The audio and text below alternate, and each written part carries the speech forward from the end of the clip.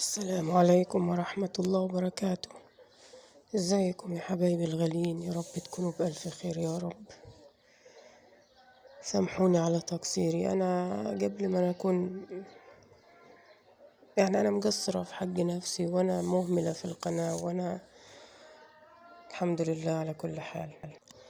أنا ليا يومين كده ولدي دايما بيقول لي يا ماما الشنطة بتاعتي مقطوعة وبروح بيها المدرسة والأدوات بتاعتي بتوجع، وامبارح كان طالب مني أدوات ب30 جنيه مرة واحدة. قلت له أنا ما معيش الميزانية دي عشان أديك أنت لوحدك تجيب قلامة وبريات، وكانت طالبة منه أدوات الهندسة المدرسة، فقال لي يا ماما يكلفوا 30، والقلامة الرصاص والأستيكة وقعت مني لما الشنطة اتقطعت.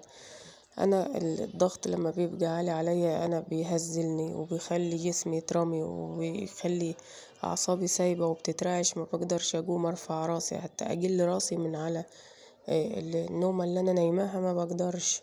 فبصراحة ما كنت مهملة مع عيالي. أنا بيجي عليا فترات كده في موضوع التعب ده ببقى واخداها نوم ومهملة معاهم خالص، يسامحني ربنا، لأني انا عارف ان انا لو قصرت معاهم في يوم العيال هتتبهدل ومش هيهتموا بنفسهم وهيطلعوا باي حاجة. فهو قبل كده كان جاي لي من كام يوم يا ماما الشنطة مقطوعة وبتوجع لي القلامة بتاعتي وبتضيع، وانا بحتاج ان انا قلامة اجيبها، فبضطر اخد من صحابي وفي اللي ما بيرضاش يديني. فقلت اخيطها له بدل ما اوديها بتاع الشنط وياخد عليها مبلغ. انا وديت اعزكم الله فردة حذاء واحدة بتاعت بنتي، كان النعل من تحت متشال عايز يتخيط، خد منها 30 جنيه على فردة واحدة، على فردة واحدة. فقلت ما بال شنطة هيطلب مني كام، فقلت انا خيطها له في البيت وخلاص، اي حاجة يقضي بيها اللي باقي من الترم الحمد لله. فقعدت انا قاعدة برضو وراسي بتلف مش مركزة، الضغط هددني، مش قادرة افتح عيني حتى. قعدت على قد ما قدرت اخيطها له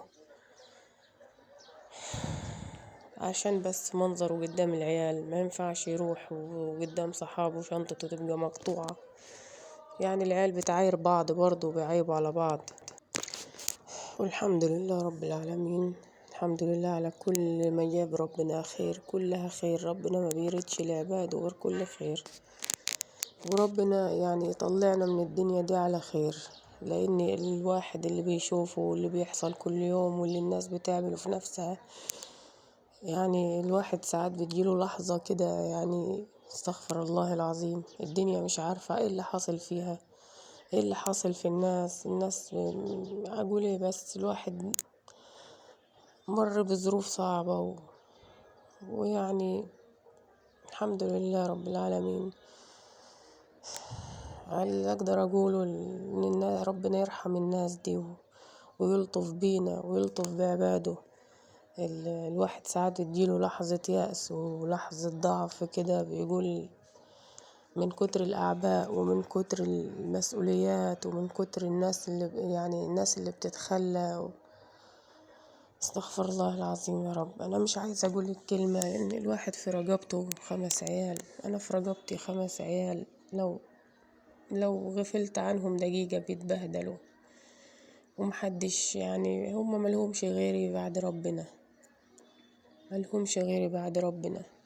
أنا عيالي لما بكون تعبانة ومرمية ما بيعرفوش يعملوا لنفسهم أي حاجة، لدرجة إن ولدي الصغير امبارح أنا بصراحة والله كنت تعبانة ومش قادرة أقوم، يا دوب صحيته، رغم إن أنا مش متعودة، اللي هو في أولى ابتدائي صغير لسه ما يعرفش يعمل حاجة لنفسه.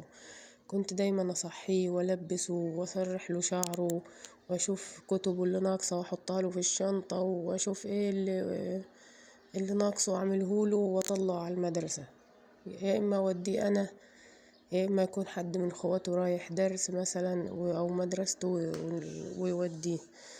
امبارح ما قدرتش، يا دوب صحيته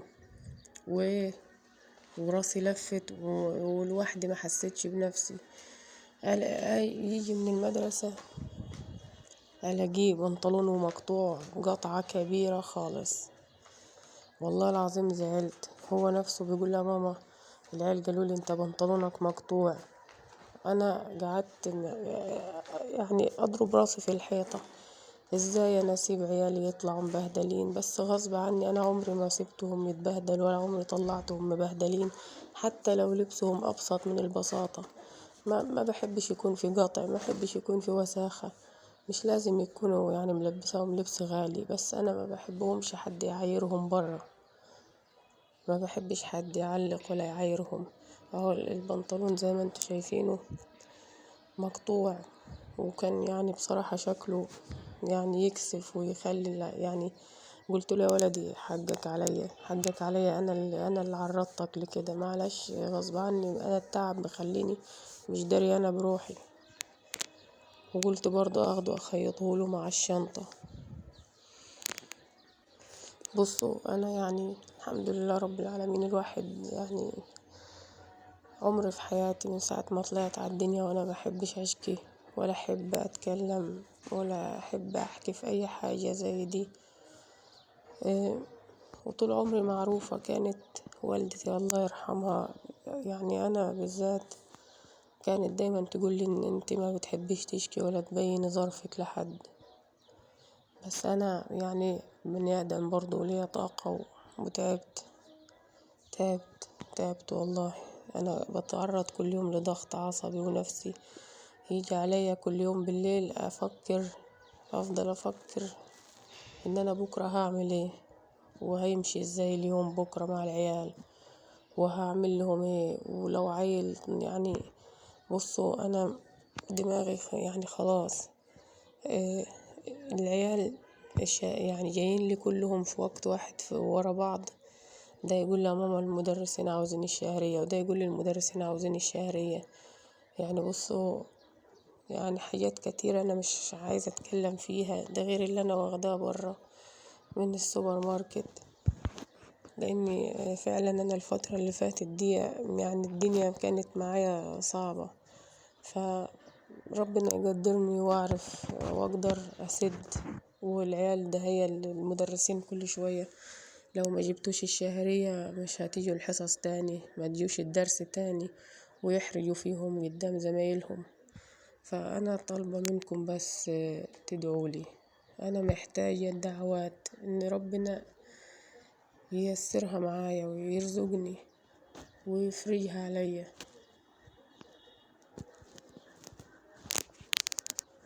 ده اللي أنا طالباه منكم، بس تدعولي، تفتكروا أختكم أم محمد وتدعولي بتفريج الكرب، ولكم بالمثل يا رب.